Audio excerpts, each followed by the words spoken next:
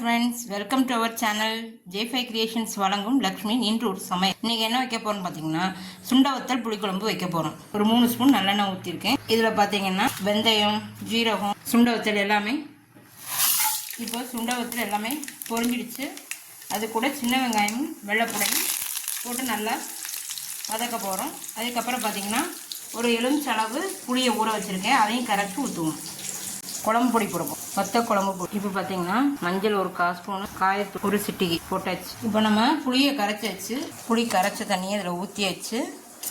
இதில் ஏற்கனவே நம்ம குழம்பு பொடி, காயத்தூள், மஞ்சத்தூள், இப்போ கடைசியாக உப்பு போட போகிறோம். உப்பையும் போட்டு நல்லா கரைச்சிட்டு அதுக்கப்புறம் தான் நம்ம வெங்காயம் நல்லா வெந்திருக்கு. இல்லை வெங்காயம் வெள்ளைப்பூலாம் வெந்திருக்குது, சுண்டவத்தெல்லாம் வெந்திருக்குது. அதில் தூக்கி ஊற்றப்படும். இந்த பாருங்கள், வெங்காயம்லாம் நல்லா வெந்துருச்சு, சுண்டவத்தை நல்லா பொரிஞ்சிடுச்சு. இப்போ இதில் ஊற்றணும்.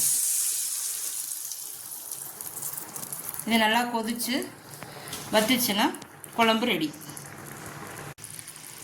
இப்போ வத்தல் புளிக்குழம்பு ரெடி ஆயிடுச்சு. இதுக்கு கொஞ்சம் வெல்லம் மட்டும் போடணும். இதுக்கு மண்டபலத்துக்கு வரி கருப்பட்டி போடுவேன். அப்போ தான் இன்னும் டேஸ்ட்டாக இருக்கும்.